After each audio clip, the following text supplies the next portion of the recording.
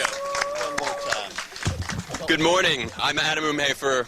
I'm the Executive Director of the American Foundation for Equal Rights, and I am so thrilled to be here today on this historic day for Virginia. I'm here with the plaintiffs in the Bostick v. Rainey case, which, as you know, was just decided late last night in the district court here in Norfolk, a resounding win for equality.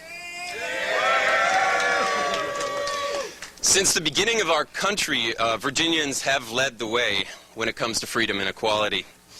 It was Thomas Jefferson who first wrote of the self-evident truths that all men are created equal and that we're endowed with certain inalienable rights. It was James Madison who, as the father of the Constitution, guaranteed those rights to every American. Centuries later, it was Mildred and Richard Loving who went to the Supreme Court of the United States and demanded an end to the unjust laws that dared to tell us who we could and could not love. And it was in the Loving case that the Supreme Court held that marriage is one of the basic civil rights of man, and that the freedom to marry resides with an individual and cannot be infringed by the state. Today, we once again stand on the tall shoulders of those who came before us, and we celebrate the first victory for marriage equality in the American South.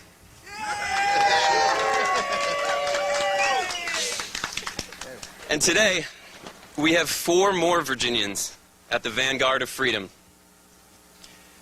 Tim Bostick, Sony London, Carol Shawl, and Mary Townley stood for thousands of couples across Virginia. And just as Richard and Mildred Loving did, demanded an end to state-sponsored discrimination. And today, they had their freedom to marry affirmed.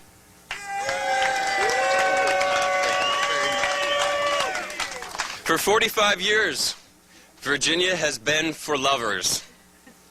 But until today, not every Virginian had the freedom to dedicate their life to the person they love.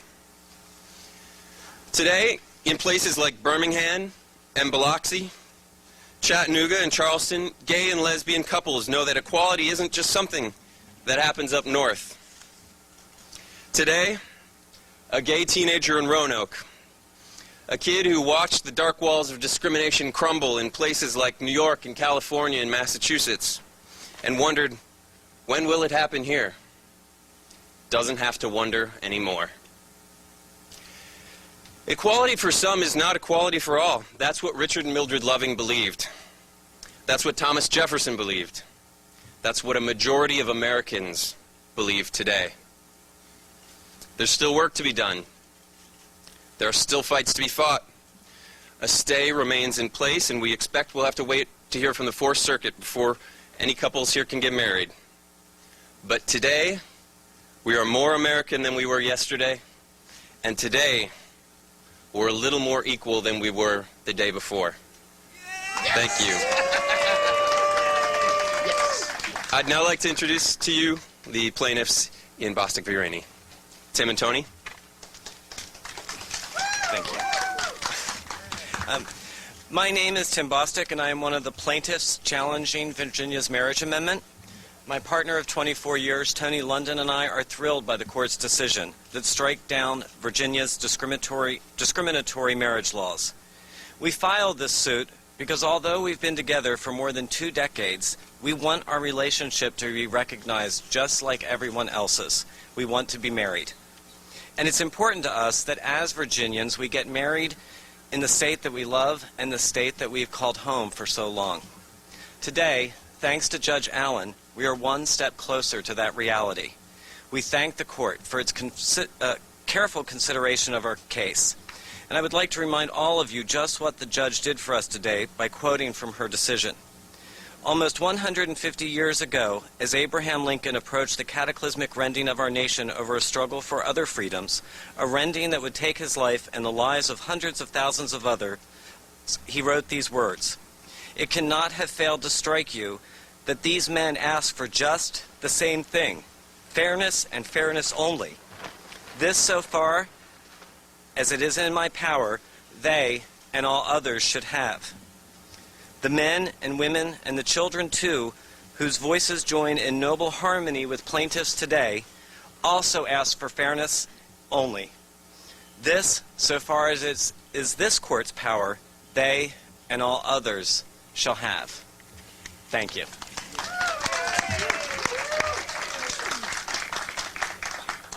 Once more, hard to follow that. My name's Sony London, and my partner of 24 years, Tim, and I are very, very glad to have been able to be out here and put some of a face on it with everyone else, so that we could get in front of everyone and we could make this happen. But it could not have happened without support, and I just want to say that to everybody, to the attorneys, to everybody, and the support of all of our friends, thank you so very much. Thank you so very much. Thank you, Tony. We'll now hear from Carol and Mary. Good morning. Thank you all for coming here. My name is Mary Townley, and I'm here with my partner of nearly 30 years, Carol. We're extremely grateful for the court's ruling that has struck down Virginia's discriminatory marriage laws.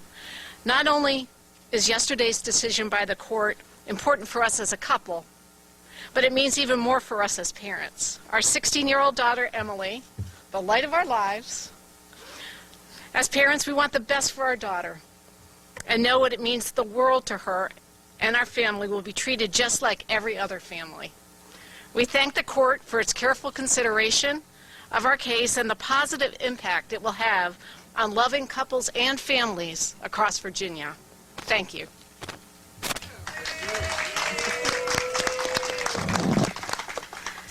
Good morning. Happy Valentine's Day.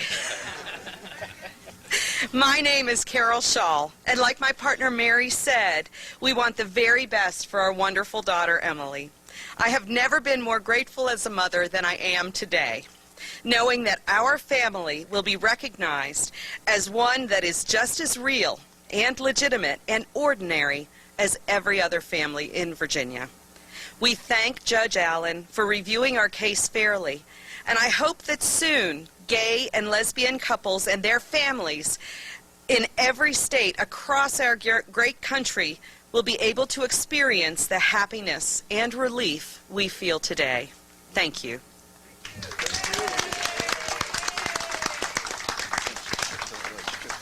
Thank you. I also would like to acknowledge our legal team headed by Ted Olson and David Boyce, who couldn't be here today but will be joining a conference call following this press availability. And then also we do have with us Tom Shuttleworth and Bob Ruloff, who I invite up to make a few remarks, and then we'll take some questions. Well, I guess this is a Valentine's Day that we'll all remember the rest of our lives. Okay. Today is about courage and speaking up. Martin Luther King said, "We begin to lose our lives the day we do not speak up for things that matter." Not only did Tony and Tim, Carol and Mary speak up, they stood up. That's why we're here. And we will continue to stand up, we will continue to walk, and we will continue to march all the way through the court system to everyone in this entire country can celebrate like we're doing today. So.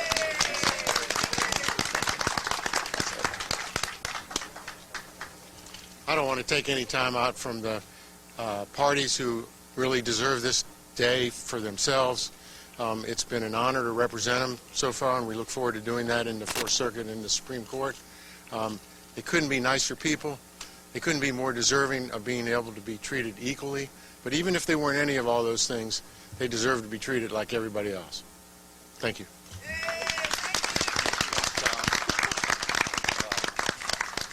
We have time for a few questions. You mentioned that there's still fights to be fought, still work to be done. Talk about that next step. What's next? What do you guys have in front of you? Well, I expect our opponents will appeal the decision to the Fourth Circuit, so the immediate fight will be there. presumably the fight will continue on beyond the Fourth Circuit to the Supreme Court. Do you expect the stay to continue beyond the Fourth Circuit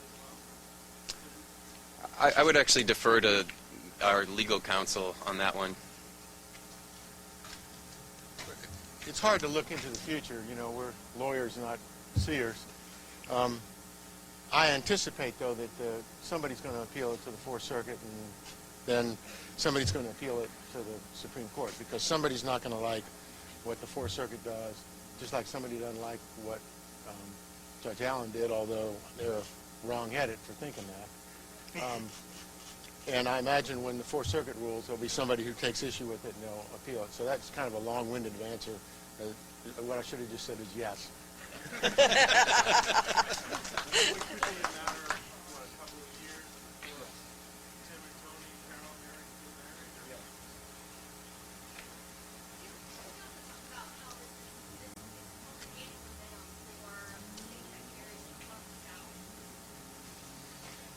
Well, I think today's victory is huge in that it's the first, but we're seeing across the country victory after victory in the court system, in the state houses, and even at the ballot box. You know, a majority of Americans support the freedom to marry for gay and lesbian citizens, and the laws are quickly going to catch up with the American opinion.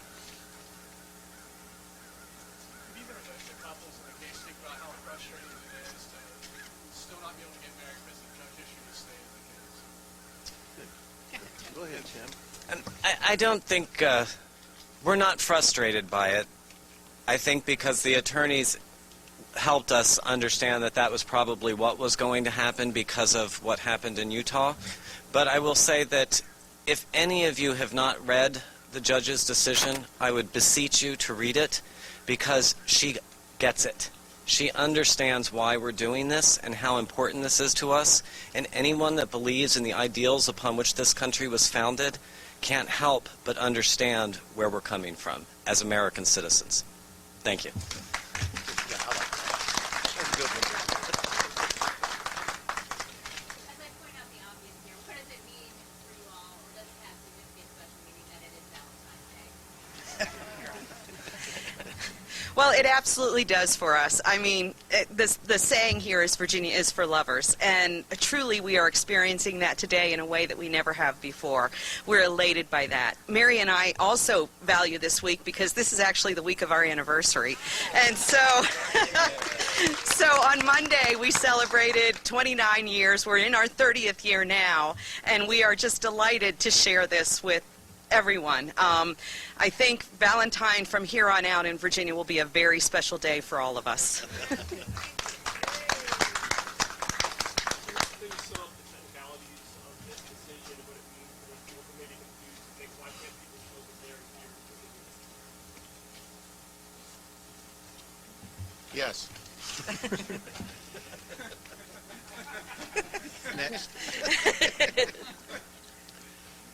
here? It's a considered decision, and it really makes sense, because if there wasn't a stay issued, there would be actions taken in reliance of the law and the rulings of Judge Allen, which, while we don't think are going to be overturned, they could be, and it would create havoc during that period of time for all the actions were taken. People would have gotten married in reliance of the fact that the law was constitutional, the new law was constitutional, and that Judge Allen was right. And in the unlikely event that that turned out to be false, all of that would have to have been undone. There would have been changes in positions and legal ownerships and things that would just create havoc. And so I think everybody wishes that that wasn't here, but it's necessary. And I hope that answers your question.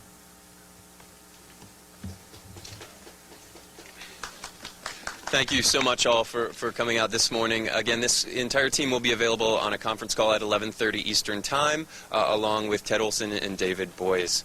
Thank you again. A great day for Virginia.